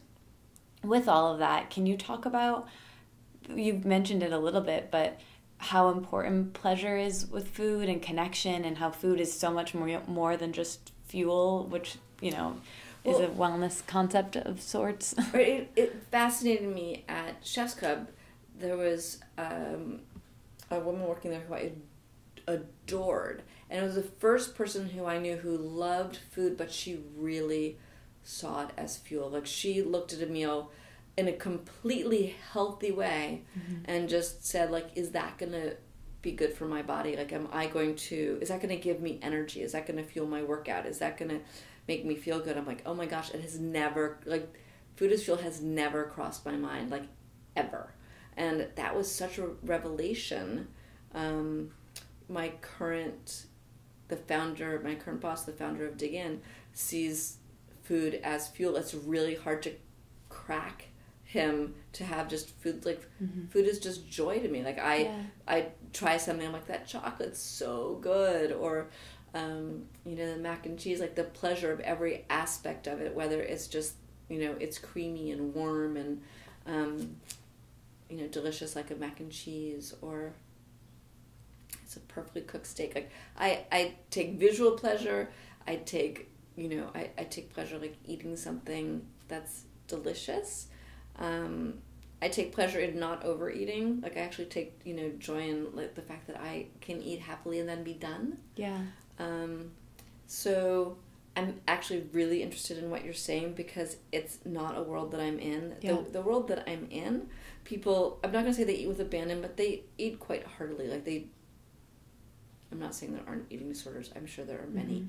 But most people, at least the way they present, is that they like food. Yeah. And they'll eat a meal. And if they're not eating a meal, it's really because they are more like the situation I had at Food and Wine, where I was just eating so much. Right. Like, the expectation is, of course, you're not going to finish that, because you're going to eat 10 more things. Yeah. Or chefs send out 10 dishes and they don't have the expectation you're going to eat everything, because that would be insane. Right. So I've actually found that people in the food world have, again, oversimplifying, my experience at Food and Wine, they have, in general, pretty good relationships with food. They know there will always be more. Yeah. And they know they can make it themselves. They know they can control it to a certain degree. I think that makes sense based on everything that, I've known in the eating disorder community and in the wellness community, with the rise of things like orthorexia. What's that? It's an obsession with healthy food and healthy eating. Oh, yeah. And it's actually it's actually in the DSM of, like, an actual eating disorder. So there's anorexia, and it can make you really bulimia. Sick, right? Yeah, I had it. It wasn't in the DSM when I went through my eating disorder treatment, so I had anorexia, but then a lot of people are coming out of something like anorexia, bulimia, into, okay, I've got this, I'm going to heal it through, I'll just eat more avocados. But then you become very restrictive of, like, I had no pleasure in food. This is my own experience, and so many people, with social media, it helps with this, and you become very, very narrow-minded in what's allowed, and then you're afraid of foods. You have all these foods and all this restriction of foods, and so it makes sense that your experience at Food and Wine, people had really healthy relationships with food because they were allowing, and when what you restrict, you end up binging. Like, it's like if you restrict one day, you're never allowed to eat tortilla chips, and then suddenly, you eat the entire bag because diet starts tomorrow. You're in that, like, diet mentality, got to get it in now because it's not allowed in the future. Where, when you're in the food world, it's like you can enjoy, you can have a bite because you can have more later, and you don't have to get it in now, Right, and I don't, I'm sure there's plenty of eating disorder issues that I'm just not attuned to, the way that, like, there's a lot of mental health issues in the restaurant world, not necessarily in the the writer's world, but the notion of food as fuel just has never crossed my doorstep. Yeah. And I've always been sort of, wink wink, like, I have these terrible eating habits, but then I think about those people for whom food really is fuel, and I always think, well, they must listen to what I eat and think, that's just not good, actually. But I believe in balance, and that's actually... Yeah, I think it's really... that's my bigger picture. Yeah, coming from, my whole relationship and trajectory with food, like, I think it's really sad to look at food that way, because obviously food isn't fuel, it's connection, it's community, and it has been for millennia. So I denied that for so long that it's actually really helpful to follow you on Instagram and, our mutual friend Camilla who did the podcast and different people who I know and love food, to see that for me is actually really healing. I was actually just talking to my boyfriend about that at dinner last night. I was like, my birthday is next weekend, and I was kind of thinking about what I wanted to do and planning it around food, which is, even 5 years ago, 3 years ago, was something I would have never allowed for myself. And it's really beautiful that, I've come so far, I think, in my relationship with my body and food, and allowing it to be a really beautiful thing. It reminded me of your TED Talk, which is one of my favorite things of yours, where you talk about the ugly food movement, and which everyone should watch. It's great, and I want to know, kind of where that is and if it's still alive and well. But I loved how that, redefines the way people look at food. And I think reframing the way that we look at bodies, kind of in that same vein of, our standards of beauty are so narrow. Of, really only in the last 100 years we defined thinness as beautiful, but before that it's whatever's most difficult to attain and cost the most resources to attain. And before that it was harder to attain a plumper body shape. Right. So it's so interesting how that changes, and we can change our minds at what we think is beautiful in people just like we can with food. And I thought that was such an interesting connection. I love that idea. Let's see, the thing, I'm very devoted to ugly vegetables, which are vegetables that are not conventionally acceptable at supermarket standards. So they would get plowed under, or they end up in the landfill. It's a terrible misuse of resources, like water, land, and also when so much of the world is hungry, that is also just awful. Yeah. And on the human side, it's not judging someone for what they look like and understanding the inner beauty, because the ugly vegetables, though they might be small or they might be pocked or they might be this or that, they're really beautiful on the inside. So I feel like there is that parallel. Yeah, I know. I love that. Lack of judgment. I could talk to you forever, but let's do some quick fire questions before we wrap up. Okay. So what are you most excited about right now today? What's your favorite part of your life right now? Such a good question. My favorite part of my life is that I'm dreaming up a new women's platform, a tech platform, to help people navigate their next steps. And cool. I spend all of my time, well, not all of my time, but I spend a lot of time thinking about that and how I will be able to help so many more people than I can even help today. That's so cool. I love that. I think this platform ties to this, but you do a lot of mentoring of other women, and I would love to know your greatest lesson on mentorship on both sides, for the mentor and the mentee. The greatest lesson on the mentor side is to listen really hard to what the person really wants and needs, and be sure that's what you're giving them instead of some prescribed spiel, because everybody actually needs something different. And I feel like there's the gift of listening, but there's also the gift of what is the one thing that you can offer that would change and improve their situation, whatever that may be. So it could be a connection to a person. It could be the gift of confidence, which I think is extremely important. It could be pointing out a path that helps unblock them. And on the mentee side, I think it's being honest, because sometimes people will come and I can tell they're so masked. Everything's fine. And I'm like, well, if everything's fine, then you're kind of wasting my time. Yeah. Right. And being clear on what it is that you want to get. I think that some mentee types just want to cozy up to someone who is successful and they think will have some wisdom, and that's a very generic idea. And I think for a mentee to get anything, actually, it's not about cozying up to somebody. and you're going to get associated strength. It's about saying, this is what I need. This is what I think you have. Can you help me? Yeah. Those are both such good advice on both sides. You mentioned lack of confidence as being something that a mentor can help a mentee with, and I think I heard you mention somewhere else about asking them the right question as a mentor can really help people find the confidence within themselves. And it reminded me of my book, which is about journaling, and it's, which is a tool for me. It has been helpful with self-inquiry and self-awareness and eventually confidence. And it's essentially 55 hopefully good questions and journaling prompts. How do you help people find the good questions to ask themselves? Or do you have any good questions that people can ask themselves to elicit confidence? That is very interesting, because I think that life coaches work that way. Mm-hmm. They ask a lot of questions so that you can find the answer yourself. Yeah.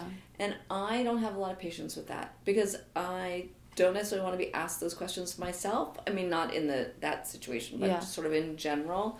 And I feel like the strength that I have is to see beyond, so that the person I'm talking to doesn't have to ask the questions.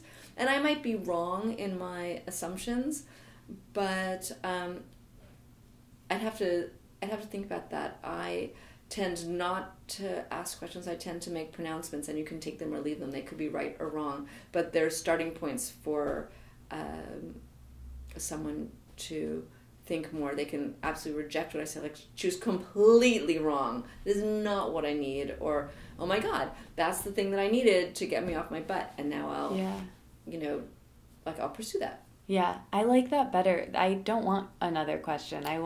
That's the thing. I feel like the reason that people talk to me is because they have a lot of questions, and I've seen those, the questionnaires you have to fill out and get to know yourself, and I'm like, well, I don't know, that just seems like a whole lot of work around a circle. Yes. And I'm very impatient with that. I think it would make me sort of a conventionally bad life coach, because maybe it's better to come to it on your own, but that's not my approach. I'm like, we're only here for so long. That's exactly right. Like I have an hour with you.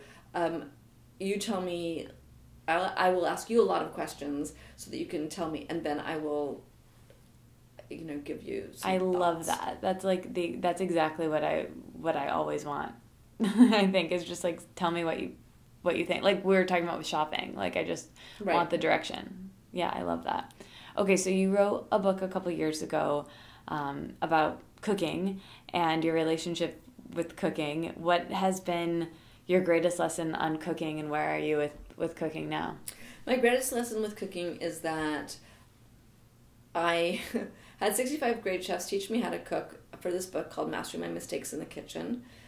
And I never mastered it because my real mistake is inattention. My real mistake is that I'm not terribly focused. So I think that something that I'd like to work on with chefs, with myself, is, how can you be really mindful in the kitchen? I love that. It kind of speaks to what we were talking about meditation and just focus in general. I love that. That'd be great. Greatest lesson on motherhood? Greatest lesson on motherhood is that you'll probably never be a perfect mother. I don't know if people aim for that. I think that trying to create both boundaries, respect, resilience in your kids is great. I think motherhood's really hard. It's so much harder than, being a work. I felt like eventually I was like a work mom. I was a boss, but I was really sort of a work mom. For so many of the people I was working with, because they were a lot of them so much younger than I was. But I think motherhood is hard because you're balancing what you need and what you want to give and what somebody else needs, and you really want to do it well, but you don't have any experience, at least the first time. And even the second time, it's so different from your first experience. So the thing about work is you get better at it. The thing about motherhood is the first time you're winging it, so you can only be as good as, your best effort. So I feel like I should have had 3 kids. That third kid would have been fantastic.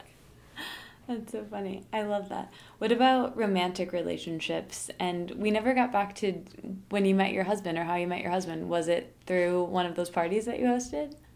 That would have been nice, right? No. I met my husband through mutual friends at a party. Okay. And what was the question?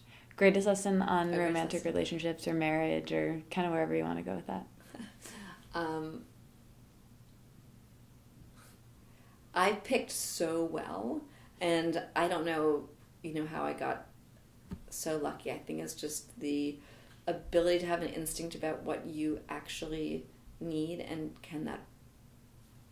and what you can give, and the reverse in that other person. So I found a person who wanted what I could give, and he also gave me what I needed.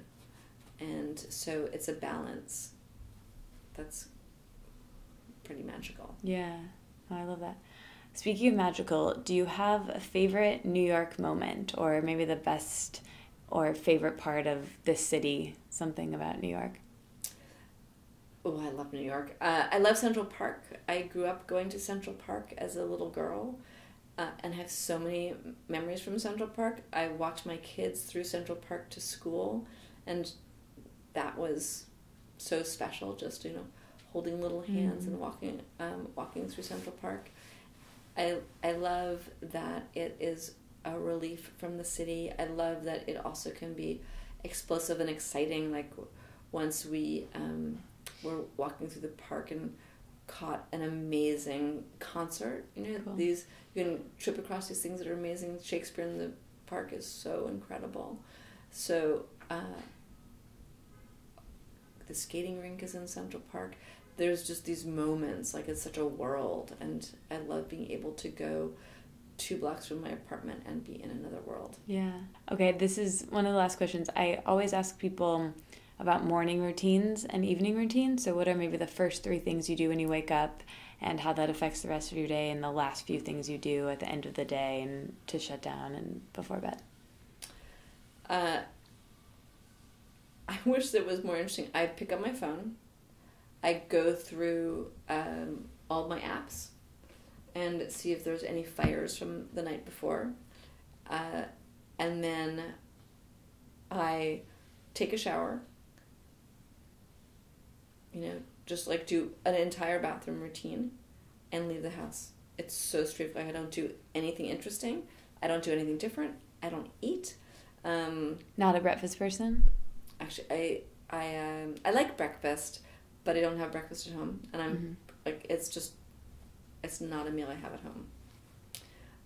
So that's it, and it's of course changed over time because there used to be kids in school and all that, but at this moment my morning routine is extremely simple, and my nighttime routine is the exact same in reverse.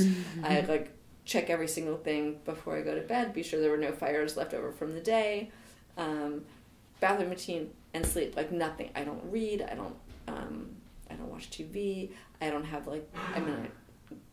we'll have a great conversation with my homework, but with my husband, homework is essentially my home partner. But no, there's no sort of interesting. It's very very simple. Yeah, I love that.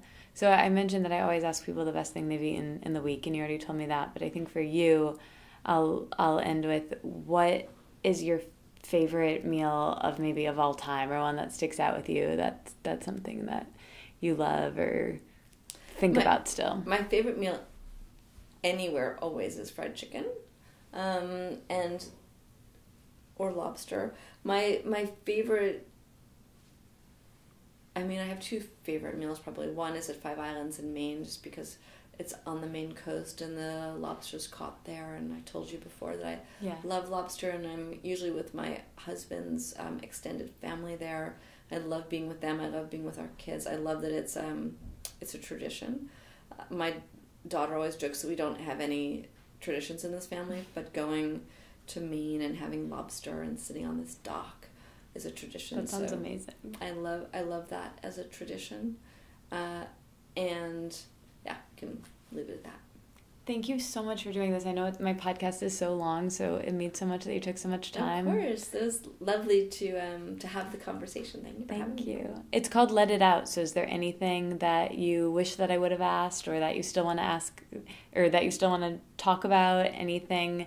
Did I wring you dry for all of your wisdom? Anything else you still want to share? I hope there's more wisdom, but I don't have anything that I feel that was left out. Good. Well, everyone needs to listen to Speaking Broadly, and hopefully they can find the new platform that you're creating really soon. And Friends Forever, this was great. Thank you. Thank you. Okay, that was my episode with Dana Cowin. Isn't she a delight? Very fascinating person. I can't get enough of her, and you probably feel the same way, so I would go and check out her podcast, Speaking Broadly. Listen to the episode she recorded in Detroit. That was a personal favorite of mine. Also, again, the one with Camilla I loved as well. Okay, there's a quote actually that Camilla reads. That's one of her favorite quotes that she reads in the middle of that episode, and I especially loved that. If you liked this and you want to support the podcast and you haven't yet, please leave a review on iTunes and subscribe on your phone or wherever you listen, probably your phone. That would be great. Share this with a friend. It's really easy to do right on your phone to share it. If you need help with that, let me know. Join the listener Facebook group. That's where you can connect to other listeners, to me. It's a blast. The link to that is in the show notes. You guys go to the show notes, right? Let me know. It'd be cool if you did.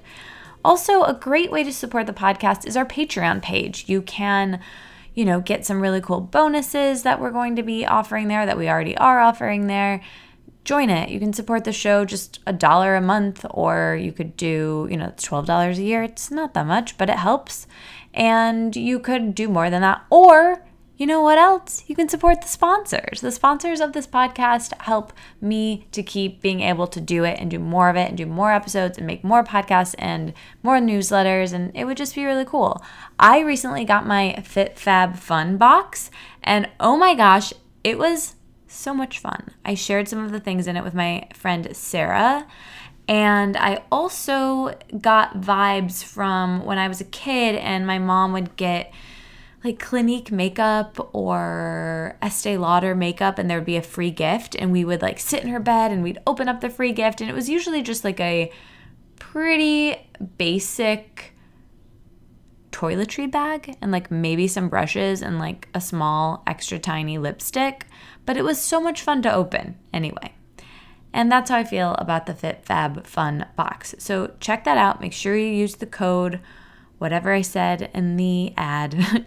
Do it, because they're great. And I really appreciate the sponsors for keeping the lights on, if you will, over here at All Things Let It Out. There's a lot of really cool stuff coming, big changes, big announcements, like really cool stuff, you guys. I can't wait to tell you, but I'm going to wait because it's not really done yet. And I'm just going to wait and tell you later. But okay, if you want to start a podcast yourself, check out the thing I made. I spent 6 months making this thing. It was called LaunchPod. Now it's called Let Out a Podcast. And here's the thing. I am so proud of it. I talked to 12 other podcasters who completely opened up the kimono and told me exactly what they did, how they did it, why they did it. And learning from them was really helpful to me. I learned a lot. And I, of course, shared every single thing that I did, from finding an idea to how to get it onto devices and how to eventually monetize it or cover your costs. So check it out, and I would love to see you in there. Use the code LETITOUT for $100 off. And last but not least, I hope to see you at GoodFest. The code for that, again, is Katie Dalebout 15. That's not even an affiliate anything. It's just, I want you to come because I think it's going to be a great time. I had so much fun there last year. Oh my gosh. Jess and Kate and Jen, the founders, are amazing. We'll put the link in the show notes to my episode with them. I love them so much. Okay, that's everything I have to share with you today. And the emoji for this week's episode is the hamburger. It might be a cheeseburger. There's definitely some lettuce in there. It's a pretty cute emoji, to be honest. It's probably one of my favorites. Very underused for me, to be honest. I don't know if I've ever even used it before, but I'm going to start because it's a delight. And we mentioned a hamburger in here, and you probably remember that part. And I liked that part of this episode, maybe best. Okay, I love you guys so much. I think the world of you. It really, really means a lot that you listen to this podcast. I know it's long, and I know this outro has been exceptionally long, but I wanted to share some things off the top of my head. I'll talk to you next week. Bye.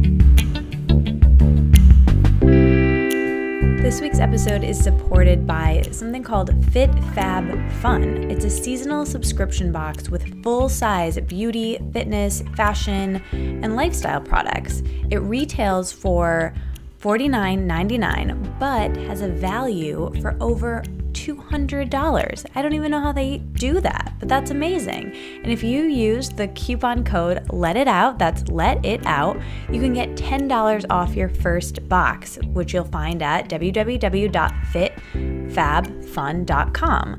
I think it's a really interesting concept. It's really cool. This Fit Fab Fun box feels like Christmas 4 times a year when it comes in the mail, and the products include everything from makeup to candles, accessories, self-care products like a massage roller, travel products, beauty finds. It's really great, and you can customize the products, add on what you want each season. It's different and it's a surprise. And the thing that I really love is the membership also includes access to Fit Fab Fun TV, which has a variety of workouts and meditations that you can do anywhere. And I love that because I love to do workout videos at home. I think it's so much fun, and I really like Fit Fab Fun, and I think you guys will too. Just check it out. Again, you can get $10 off your first box by using the code LETITOUT at checkout. That's Let It Out. And the items include everything from Tarte Makeup, which is a natural makeup line I like, Juice Beauty, which you know I also really love. There's so many great things in there. It's really fun, and I think you guys will really like it. Thanks, Fit Fab Fun.